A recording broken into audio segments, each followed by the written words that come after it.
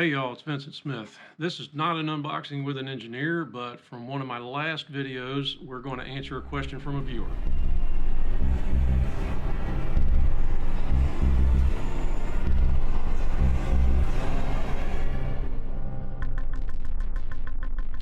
So take a look what we got down here on the desk. You remember we talked about these Wyze Cam V3s in a previous video. I had a question from a Neil Smith. You twins? No, we are not relations, sir.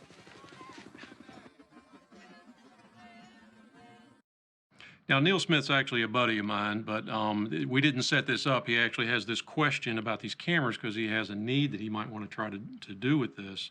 But here's his question right down below here. But he asks how long one of these Wyze V3s will run from a power bank. His power bank is a 13,000 milliamp hour power bank, but he wants to know how long it will run with the night vision and the IR lights turned off. My power bank is a 20,000 milliamp hour, so once we're done, you can make a rough assumption that Neil's is going to run for about 13/20ths of the amount of time.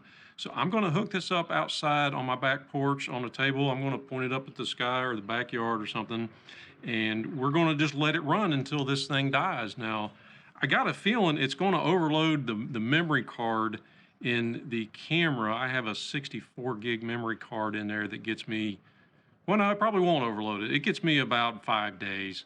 But it is going to be connected to the Wi-Fi during this time. Now, I have read for the V2s, you could run these off a power bank not connected to the Wi-Fi or just plugged into your car and kind of use it like a dash cam. Once you set it up at home over the Wi-Fi and then drove it away, it will continue to run, but only record internally if you have a card in there. So it is right at about 2:30 in the afternoon, and we're going to plug this thing in. Now, hopefully you can see this in the sunlight, but you can see all the little blue LEDs are lit up there. I did charge this up to full capacity just about an hour ago, and we're going to make sure that we have connection to my app. So I'm going to open up the app here on my phone. All right, there you can see it now. You can see on the screen of my phone, but you can see me waving in the camera, and this is the camera I'm recording on. And we're going to actually also be catching all of this on a V2 that I have right up there in the corner of my patio. So we're going to let that sit here and run. Just to let you know, we are in the mid-Atlantic area. We're in temperatures, daytimes 55 to 60, and night times are in the mid-40s right now. So we'll come back at you as soon as this battery dies. All right, here we are. We're 24 hours later. It's 2:30 the next day. And okay, so we did lose one of the little blue LEDs on our battery meter here. I came out here a couple hours ago and all four of them were still lit. And I thought, oh my gosh, that thing might last for a week, but it looks like so far, based on what we're seeing here, this is going to go for about 4 days. So I'll come back tomorrow and check it again. Hey, it's me. So guess what happened? I screwed up the test because one day into the test, it was raining hard and was supposed to rain for like 3 or 4 more days straight. So I decided to move the test inside. And when I did that, I put the camera back up where it belonged. And then I went inside the attic and hooked up the battery to the other end of that cord up there. I didn't take into account that that cord is 25 feet long instead of 6 feet long. Now, longer cords do induce a greater power draw. So the first day of the first test used up about 25% of the battery according to the LED lights on the battery. Now, I can't necessarily assume that those lights are an accurate representation of how many milliamp hours are left in the battery, but it's the best we have. But after I moved it, it burned through the rest of the battery, 75%, in 30 hours and 40 minutes. So definitely not a linear depletion of the battery. So what I've done is I have restarted this test. You can see I reinstalled the camera up here, but I ran a 6-foot wire, the factory 6-foot power cord runs inside.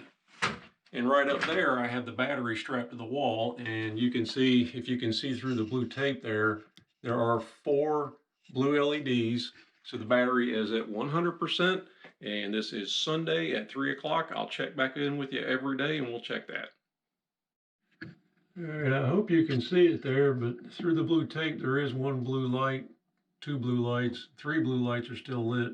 One light is out. So we're at Monday at 3 o'clock and there's still three lights lit. Now I did walk past that about an hour ago and the fourth light was lit. So we got 25% in the first 23 hours of battery drain. So I'll come back tomorrow and check it again. All right, so it is Tuesday at 3 o'clock, and you can see here there is only one LED left lit.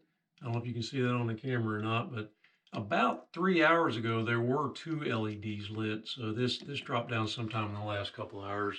So I'm going to try to actually figure out exactly when that dies, which is easy enough on the Wyze Cam because you just look at the time of the last recording. So we'll come back tomorrow and give you an update.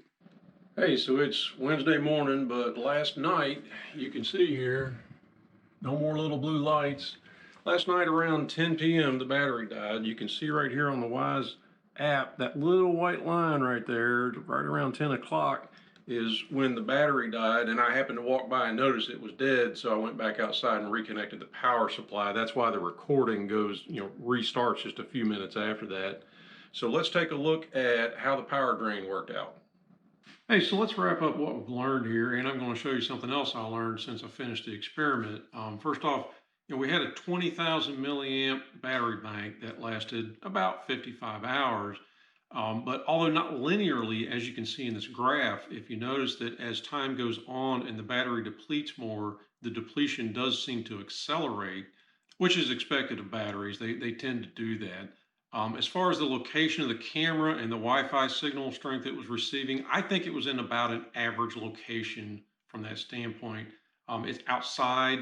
The signal does have to go through a couple of walls to get to our router. And I think that's typical of where you're going to install one of these cameras. So I think that was an average installation. You might get better results in a little bit warmer weather.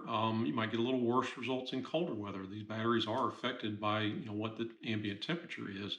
But another viewer did mention in the comments down below that he's reached out to several of the battery bank manufacturers and found out that they are not intended to be charged and discharged at the same time. And it seems like, let's get down here on the workbench because I did some experimenting with my battery bank. It seems like there is some protective circuitry in these, at least in this one. This is an Anchor. You can't buy this anymore, so I'm not even going to bother to try to read that microscopic writing there to tell you what the model number is. But if you notice that when I plug this in, this is connected to the wall, so this is going to charge this. You can see I've got a blinking light here. It indicates this is being charged. Okay, you can see my phone there is not charging. This is the other end of that cord. If you plug it in, okay, these lights come on and the phone starts to charge. But if you take the charging cord for the battery bank and hook it up, look what happens to the phone. The phone stops charging. Now, that really wouldn't seem like that big of a deal because you would think, okay, when the battery finishes charging and stops accepting current from the wall to charge, then the phone would start charging again, or in this case, the camera.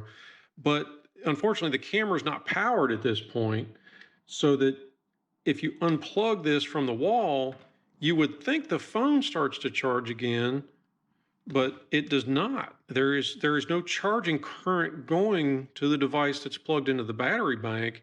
If you unplug this and then plug this back in, look, it starts to charge again. So there is some circuitry in here that knows when these are connected. And yes, I tried this in both ports, so it behaves the same. So one thing I think, I'm not an electrical engineer. I'm not going to try to figure this question out. I'm sure there's a lot smarter people watching who can tell us in the comments what's going on with this. As far as Neil's question, can you hook one of these Wyze V3 cameras up in a building or outdoors somewhere and attach it to a battery bank that's being charged by a solar panel? The answer is, well, not this one. Maybe there's one out there that you can. Maybe there's another way to connect this. Maybe you're smart enough to open this thing up and cut the right wire in there to where it won't shut off the charging while it's being charged. I'm not going to try to figure that out because, I'm just not that good with electronics. But anyway, I hope this helped some of you with your needs as far as these cameras. Yes, you can get 55 hours out of 20,000 milliamp hour battery bank on a Wyze Cam V3 with the night vision turned off. And when I say the night vision turned off, I just mean the night vision LEDs. I ran it on just the normal day vision, which includes the starlight sensor, which from my experience works better than the night vision does anyway. So if you got any questions, drop them down below, and I'll see you in the next video.